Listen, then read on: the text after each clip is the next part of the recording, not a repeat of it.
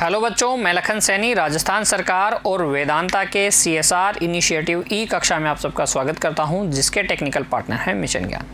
बच्चों, हम पढ़ रहे हैं कक्षा 10 की गणित की पाठ्य पुस्तक का अध्याय 6 त्रिभुज। आज भाग 4 में हम सीखेंगे थेल्स प्रमेय का विलोम। पिछले भाग में हमने चर्चा की थी थेल्स प्रमेय की। उम्मीद करता हूँ थेल्स प्रमेय में अब आपको कोई दिक्कत नहीं है, आपने उसका अच्छे से अभ्यास कर लिया है। बच्चों देखिए, थेल्स प्रमेय के विलोम के कथन को, यदि एक रेखा किसी त्रिभुज की दो भुजाओं को एक ही अनुपात में विभाजित करे तो वह तीसरी भुजा के समांतर होती है। थेल्स प्रमेय का कथन क्या था और थेल्स प्रमेय का विलोम का कथन क्या है, इन दोनों को ध्यान से पढ़िए बच्चों, आपको स्वतः ही पता लग जाएगा कि ये दोनों एक दूसरे की उल्टी बातें हैं। देखिए यहाँ समझिए, पहले जब हम बात करते हैं थेल्स प्रमेय की तो उसमें हमें क्या दिया गया होता है, उसमें हमें दिया गया जाता है एक त्रिभुज ABC और त्रिभुज ABC में एक भुजा BC के समांतर रेखा DE। हमें दिया जाता है BC समांतर है DE के, और हमें कहा जाता है कि यदि BC समांतर है DE के, तब ये जो DE है अन्य दो भुजाओं को एक ही अनुपात में विभाजित करती है, अर्थात AD बटे BD AE बटे EC होता है। थेल्स प्रमेय का विलोम क्या है इसे समझिए। अब इसमें हमसे क्या कहा गया कि एक रेखा है DE, त्रिभुज ABC की दो भुजाओं को एक ही अनुपात में विभाजित कर रही है। ये रेखा DE है ना, इस तरीके से है कि त्रिभुज ABC की दो भुजाओं AB और AC को एक ही अनुपात में विभाजित कर रही है, अर्थात AD बटे BD बराबर है AE बटे EC के। तब हमें सिद्ध करना है कि ये जो DE है समांतर है BC के। आ गया समझ कि ये एक दूसरे के विलोम क्यों हैं। यहाँ समांतर रेखा हमारे को ज्ञात होती है, सिद्ध करना होता है कि ये अनुपात बराबर है, और इस प्रमेय में हमारे पास अनुपात समान ज्ञात है। हमें सिद्ध करना है कि रेखा क्या है, तीसरी भुजा के समांतर है। कैसे सिद्ध करेंगे, आइए बच्चों, बहुत आसान है इसको सिद्ध करना। देखिए, सबसे पहले वही हम लिखेंगे दिया गया है। इस बार हमें क्या दिया गया है, एक त्रिभुज ABC, एक त्रिभुज ABC, उसमें एक रेखा DE इस तरीके से है। ये जो DE है इस तरीके से है कि AD बटे BD बराबर है AE बटे EC के। लिखेंगे क्या, कैसे इसको देखिए, त्रिभुज ABC में DE इस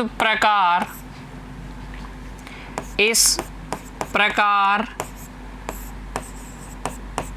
खींची गई है कि ये अनुपात AD बटे BD किसके बराबर हो, AE बटे EC के। ये अनुपात बराबर हो, इसे समीकरण संख्या 1 भी दे दीजिए, क्योंकि ये अनुपात बाद में आपके काम आने वाला है हल करने के दौरान, सिद्ध करने के दौरान बच्चों। ठीक है, तो हमें दिया गया है त्रिभुज ABC में DE इस प्रकार से खींची गई है कि AD बटे BD AE बटे EC के बराबर हो, और हमें सिद्ध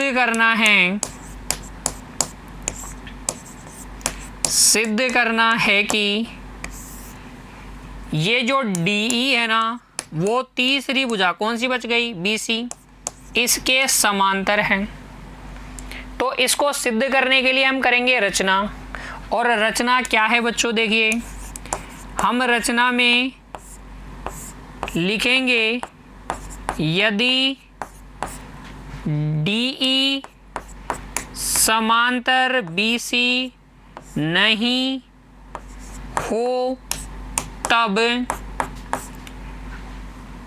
DF समांतर BC खींचिए। चलो हमने मान लिया कि DE समांतर नहीं है BC के, तब फिर D से कोई एक अन्य रेखा DF हम खींच सकते हैं ना BC के समांतर, तो वो DF हमने खींच दी। ये लो DF, ये जो DF है वो क्या है, BC के समांतर है। हो सकता है कि आपको लगे कि सर ये तो समांतर नहीं खींची आपने, लेकिन देखना अभी ये समांतर में सिद्ध कर दूंगा। हमने कह दिया कि DF क्या है, समांतर है BC के। थोड़ी देर बाद आप देखेंगे कि ये DF और DE एक ही लाइन है। हमें सिद्ध कर देंगे कि DF और DE क्या है, एक ही लाइन है। तो DF और DE एक ही लाइन है, तो फिर DF जब समांतर आपने खींची है BC के, तो DE भी क्या हो जाएगी, BC के समांतर हो जाएगी। देखिए बच्चों, लिखिए अब इसका प्रूफ लिखिए, उपपत्ति लिखिए, और रचना आपको याद हो गई ना। क्या करना है, लिखना है यदि DE समांतर नहीं है BC के तो DF समांतर BC खींचिए। फिर जो रचना की है यहीं से प्रूफ स्टार्ट कीजिए। देखिए, क्योंकि त्रिभुज ABC में हमारे पास है DF समांतर BC, रचना से हमने DF को BC के समांतर खींचा है। तो जब भी आप त्रिभुज की एक भुजा के समांतर रेखा इस प्रकार से खींचे कि वह अन्य दोनों भुजाओं को भिन्न भिन्न बिंदुओं पर प्रतिच्छेद करे, तो अन्य दोनों भुजाएं क्या होती हैं, एक ही अनुपात में विभाजित होती हैं। अर्थात मैं बात कर रहा हूं थेल्स प्रमेय की। क्योंकि त्रिभुज ABC में DF समांतर है किसके, BC के, इसलिए थेल्स प्रमेय से या जिसका दूसरा नाम क्या है थेल्स प्रमेय का, आधारभूत आनुपातिकता प्रमेय या आधारभूत समानुपातिकता प्रमेय से हम लिख सकते हैं कि ये जो DF है त्रिभुज ABC की अन्य दो भुजाओं AB और AC को एक ही अनुपात में विभाजित करेगी। अर्थात AD बटे BD बराबर होगा AF बटे FC के, AF बटे FC के। क्यों, क्योंकि DF समांतर है BC के, तो अन्य दो भुजाएं according to Thales theorem, Thales प्रमेय के अनुसार एक ही अनुपात में विभाजित होनी चाहिए। इसलिए AD बटे BD का जो अनुपात होगा वही AF अपॉन FC का होगा। इसे कह दीजिए समीकरण संख्या 2। अब समीकरण 1 और 2 को ध्यान से देखो। क्या LHS बराबर है इसकी जो LHS साइड है, इसकी LHS साइड है बराबर है AD बटे BD दोनों में है। तो ये AE बटे EC AF अपॉन FC के बराबर होगा ना। लिख दीजिए समीकरण 1 व 2 से। समीकरण 1 व समीकरण 2 से AE बटे EC हमें बराबर मिल गया AF अपॉन FC के। अब आप कर दीजिए दोनों ओर 1 जोड़ दीजिए। दोनों ओर 1 जोड़ने पर लाभ क्या होगा अभी समझ में आ जाएगा जब हम थोड़ा आगे बढ़ेंगे। देखिए इधर भी आपने 1 जोड़ दिया, AE बटे EC प्लस 1 को मैं 1 बटे 1 लिख सकता हूँ ना। इधर भी आपने 1 जोड़ दिया, AF बटे FC प्लस 1 बटे में 1 लगा लीजिए, क्योंकि हम ले से लेके आगे इनका जोड़ भी करने वाले हैं। दोनों को जोड़ दीजिए। इधर तो EC ले से आ गया, ये बन जाएगा AE प्लस EC। इधर FC ले से आ गया, ये बन जाएगा AF प्लस FC। दोनों ओर 1 जोड़ दिया है। अब चित्र में देखिए AE और EC का टोटल, AE और EC का टोटल देखिए, ये रहा ए और ये रहा EC, दोनों को जोड़ेंगे क्या मिल जाएगा, AC मिल जाएगा ना। दोनों को जोड़ेंगे आपको मिल जाएगा AC बटे EC बराबर। अब AF और FC को भी जोड़िए चित्र में, AF और FC को जोड़िए, A से F तक और F से C तक। AF और FC को जोड़ेंगे तो भी क्या आएगा, AC ही आएगा। यहाँ लिख दीजिए, ये भी हमें मिल गया, ये भी हमें मिल गया AC और बटे में FC तो चल ही रहा है। AC से AC कट जाएगा और ये आपके पास आ जाएगा 1 बटे EC बराबर 1 बटे FC। और जब आप इसको वज्र गुणा करेंगे बच्चों तो आपको क्या मिलेगा, आपको मिल जाएगा FC बराबर EC। अच्छा, FC और EC बराबर होने का क्या अर्थ है, चित्र में देखिए वापस से। FC और EC कब बराबर होंगे, F से C तक की दूरी, देखिए F से C तक की दूरी और E से C तक की दूरी दोनों बराबर हैं। ये EC और ये FC क्या दोनों बराबर हैं, नहीं है ना। केवल तभी संभव है जब ये F और E एक ही जगह हो।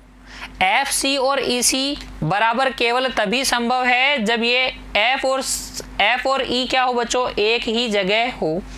तो लिखेंगे जो कि केवल तभी संभव है जब F तथा E संपाती बिंदु हो।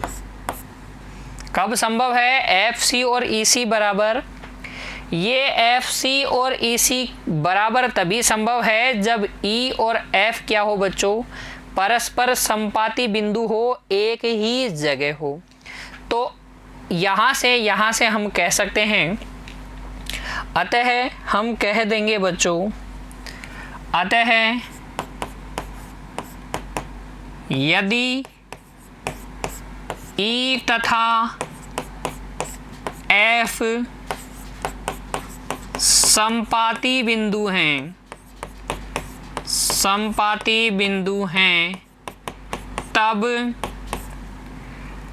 DF व DE भी संपाती हैं।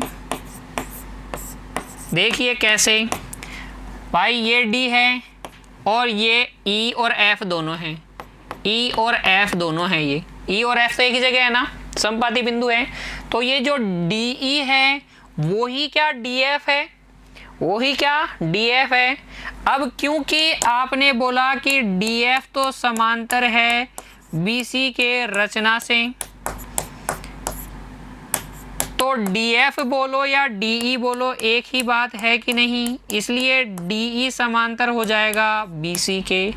और यही बच्चों हमें सिद्ध करना था, इस प्रकार से सिद्ध कर देंगे, इस प्रकार से सिद्ध कर देंगे। एक बार वापस से देखिए थेल्स प्रमेय के विलोम को, पहले कथन को पढ़िए। थेल्स प्रमेय में हमसे कहा जाता है एक भुजा के समांतर रेखा खींची जाए तो अन्य दोनों भुजाएं एक ही अनुपात में विभाजित होती हैं। विलोम में हमसे क्या कहा गया कि एक रेखा इस प्रकार से है कि अन्य दो भुजाएं त्रिभुज की दो भुजाओं को एक ही अनुपात में विभाजित कर रही है, तो ये जो रेखा है तीसरी भुजा के समांतर होती है।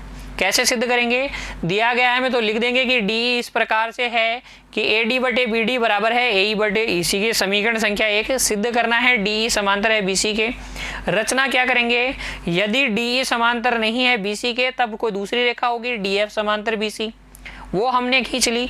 अब क्योंकि DF समांतर खींची है BC के, इसलिए थेल्स प्रमेय से हम लिख सकते हैं कि अन्य दो भुजाओं को एक ही अनुपात में विभाजित करेगी। AD बटे BD AF अपॉन FC के बराबर होगा।